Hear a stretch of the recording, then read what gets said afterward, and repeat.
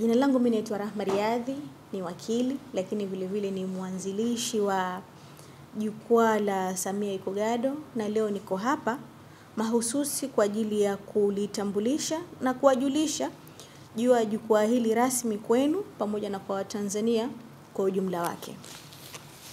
Samia Iko Gado ni jukwaa mahususi la vijana na vijana wa kizazi cha leo almaarufu kama Gen Z, na jukwaa hili tunalitumia rasmi kati ya connection kati ya serikali na vijana.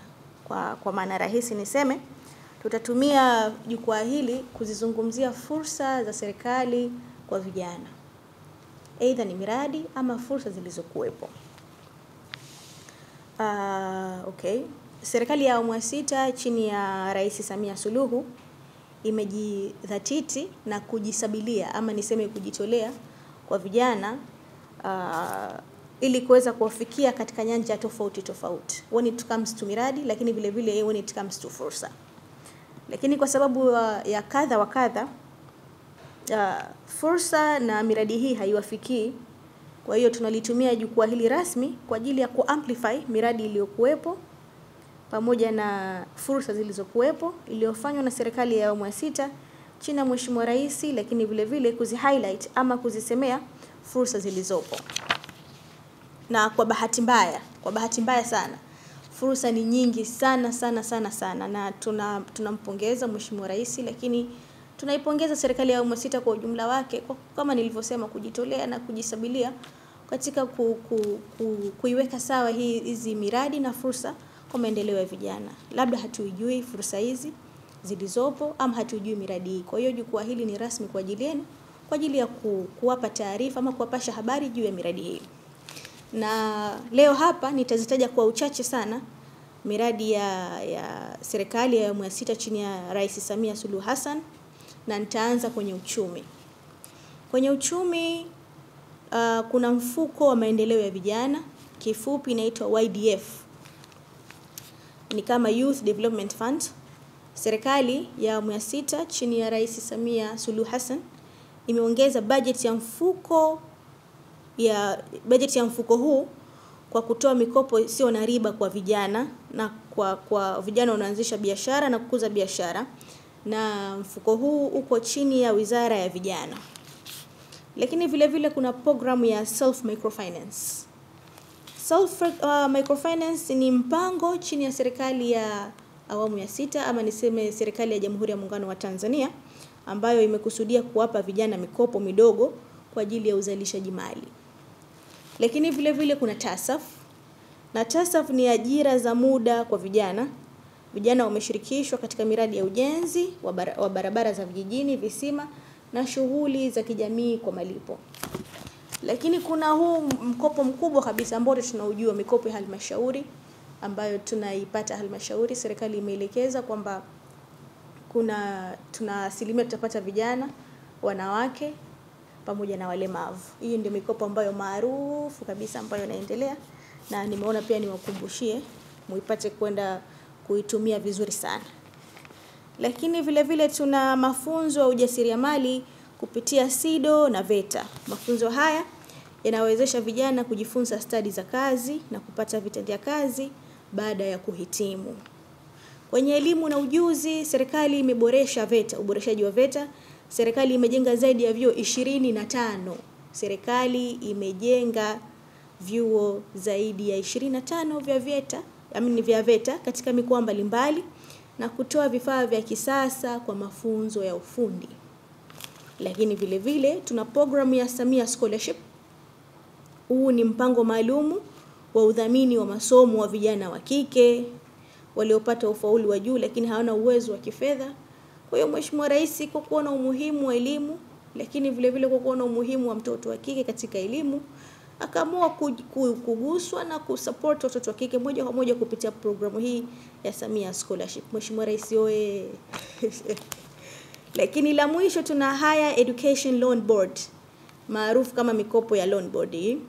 Hii ni mikopo ya elimu ya juu ambayo wanafunzi wanaostahiki wanapewa, na habari nzuri ni kwamba kumeongezwa idadi ya wanafunzi wanaopata mikopo ya elimu ya juu.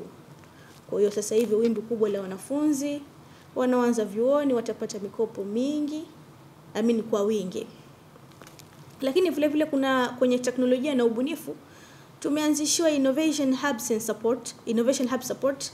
Serikali imetenga maeneo na vituo vya ubunifu kwa vijana wanaotengeneza applications, software na miradi ya digitali. Lakini vile vile kuna EGA Youth Challenge, mashindano kwa vijana wabunifu kuwasilisha suluhisho za kidijitali kwa changamoto za kijamii.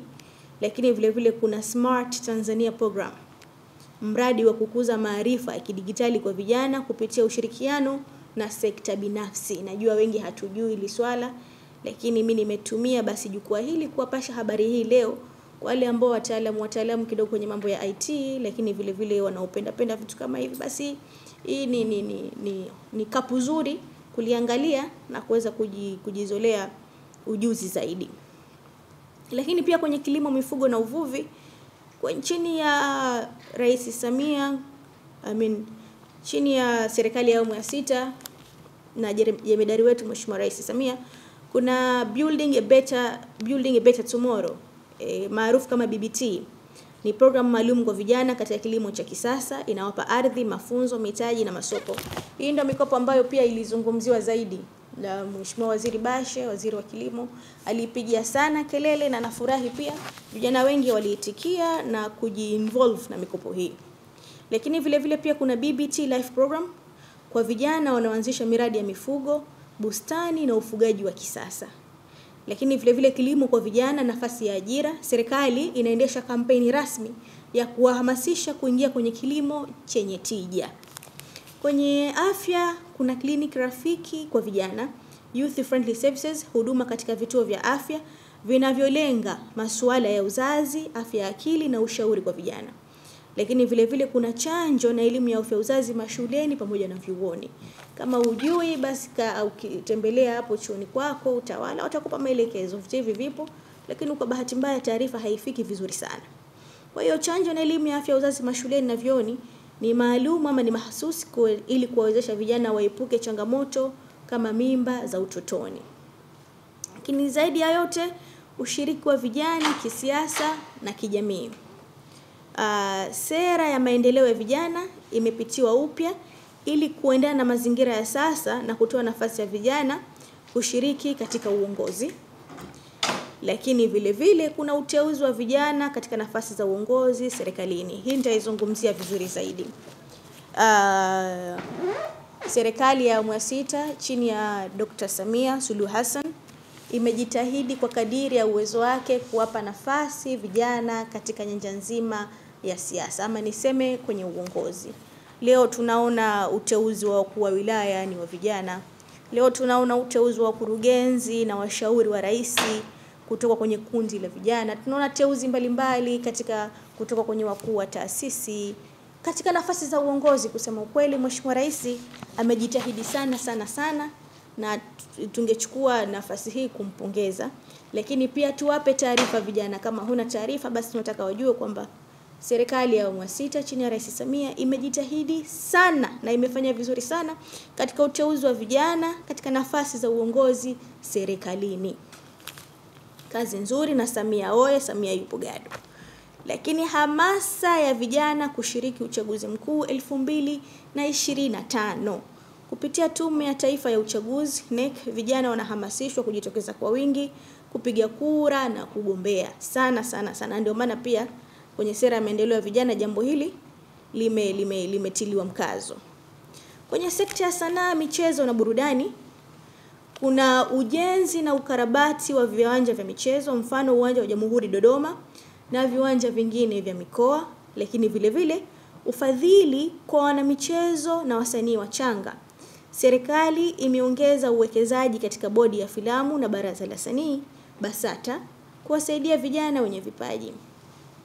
Na hii pia niseme kupitia BASATA vijana walipata mikopo, vijana ambao wapo kwenye sanaa ya uigizaji niseme kwenye sanaa kwa ujumla, labda wana muziki na kadhalika, walipata mikopo kwa ajili ya kuwawezesha kwenye shughuli zao za kisanii. Kwa hiyo pia tumpongeze Mheshimiwa Rais Samia oye, Samia yuko gado kweli kweli. Lakini kwenye sekta sanaa pia tuna creative industry support kupitia TMDA na KOSOTA. Wasanii vijana wanapewa elimu ya juu ya haki miliki na fursa za soko la kimataifa. Kwa hiyo kama ni kijana na msanii, una vitu vyako, unafanya ujuzi wako basi wa sanaa, nafikiri creative industry support itakufaa sana kwa ajili ya kupewa elimu, lakini ujue kwenye soko la kimataifa panahitajika nini na wewe unaweza kufaidika vipi kwenye soko la kimataifa. Kwenye ajira serikalini kwa vijana. Kila mwaka serikali inaleta ajira mpya serikalini ambapo vijana wengi wanafaidika, na hii ni kweli na tumeshuhudia wote ambavyo serikali inajitahidi kugenerate ajira kwa vijana na haina upendeleo. Huo ndo uzuri mkubwa wa serikali ya awamu ya 6 chini ya Dr. Samia Suluhu Hassan, kwamba ajira zinatoka na hakuna upendeleo. Kama una meet criteria basi unapata nafasi na kuanza kufanya kazi ili kuweza kujikimu kimaisha. Lakini vile vile ajira kwenye miradi ya kimkakati kama vile mradi wa SGR, lakini vile vile bwawa la Nyerere, JNHPP, REA, tena REA, tunasema REA ni ile mamlaka ile ya kusambaza umeme vijijini. Wanatoa sana ajira na nimpongeze sana DG wa taasisi hii, anafanya kazi nzuri, tunampongeza Engineer Mohamed ya. Lakini vile vile na ujenzi wa barabara, vijana wanapewa ajira za muda na za kudumu katika ujenzi wa barabara. Kwa hiyo mimi nimezisema kwa uchache fursa zilizopo, lakini sambamba na hilo, sambamba na utambulishi wa jukwaa hili, naomba niwaalike rasmi vijana kwenye jukwaa la Samia Yuko Gado, na hili litakuwa kongamano. Leo nimesema hapa fursa hizi kwa uchache, lakini kwenye jukwaa la Samia Yuko Gado ni jukwaa mahususi kwa ajili ya kuzizungumzia kwa urefu na kwa ukubwa zaidi fursa zilizopo ama miradi iliyokuwepo ya vijana. Na kongamano hili litafanyika mwezi huu katika ukumbi wa JNICC. Kwa hiyo nitoe mwaliko rasmi kwa vijana, lakini vile vile nitoe rasmi mwaliko kwa press, nyinyi waandishi wa habari, mje pale kwa ajili ya kudiscuss kwa pamoja ilichokuwepo katika kilichokuwepo katika, nikisema CAP mnielewa, lile CAP la miradi na fursa za vijana. Basi kwa moja pale tujumuike, tujue tunadiscuss vipi kwa maslahi makubwa ya maendeleo ya kijana wa Kitanzania. Kwa hiyo jamani, karibuni sana JNICC, kiingilio ni bure kabisa. Hii ni kwa ajili yenu. Fursa zipo, serikali kwa nafasi yake inajitahidi sana kuwekeza na kama nilivyosema kujisabilia, kutoa nafasi, kutoa fursa kwa vijana, na miradi ipo mingi. Hii miradi nipo ya siku nyingi. Mheshimiwa Rais amekuja na ameiboresha, lakini kwa bahati mbaya hatujui. Kwa tutumie majukwaa haya tujue hizi fursa na sisi tuzitumie vizuri, ni kwa ajili yetu, sio kwa ajili ya mtu yoyote. Kwa hiyo karibuni sana JNICC mwezi huu. Lakini vile vile kupitia jukwaa hili pia nitoe rai kwa vijana kujiandikisha katika daftari la mpiga kura linalopita awamu ya mwisho. Daftari lilipita, lakini kuna watu bado najua kwa sababu kadha wa kadha walipata dharura na nini hawakuweza kujiandikisha. Kwa hiyo NEC wamekuja kwa mara ya mwisho, awamu ya mwisho. Nafikiri, sina uhakika sana, ni mwisho kesho tarehe 16. Basi situmie hizi dakika ama masaa yaliyobaki. Kama hujajiandikisha, uende ukajiandikishe kwenye daftari la mpiga kura. Usipojiandikisha huwezi kupiga kura. Hakuna point ya kufanya uchaguzi kama kijana wa Kitanzania hajajiandikisha kwenye daftari la mpiga kura. Kwa hiyo jamani, natoa hamasa kubwa kwa vijana popote mlipo, Gen Z, vijana nyote. Najua Gen Z wengi ndio wanaanza kupiga kura, ama wengine wameshapiga. Kama hivyo, basi huu ni wakati. Kama hujawahi kupiga kura, time ni hii jamani. Nenda kajiandikishe kwenye daftari la mpiga kura, uchukue kitambulisho chako kwa ajili ya kuweza kushiriki uchaguzi 2025. Aidha kwa kugombea nafasi ama aidha kwa kumchagua kiongozi unayemtaka. Muda ni huu, nafasi ni hii, na mwisho kesho. Bila kitambulisho hatuwezi kupiga kura. Kwa hiyo nitoe rai kubwa vijana na kura zetu, kama huna kitambulisho tafadhali sana na kutafadhalisha, nenda kajiandikishe kwenye daftari la mpiga kura. Lakini mwisho ni washukuru wadau wetu wakubwa, wadau namba moja wa maendeleo ya vijana kwa kutushika mkono. Ni washukuru K4S, lakini vile vile ni washukuru Kwanza Oil, ni washukuru Mashariki Intertrade, ni washukuru National Housing na wengineo kwa kuweza kutushika mkono, kwa kuweza kuwa wadau wakubwa maendeleo ya vijana, majambo ya vijana yanapotokea, wao kuwa mstari wa mbele na kutushika mkono. Lakini ni washukuru kwa dhati kabisa waandishi wa habari kwa kuweza kuitikia wito huu, kwa kuweza kusikiliza ninachotaka kuambia Watanzania na vijana, na nafikiri kwa kuitikia wito. Nashukuru sana.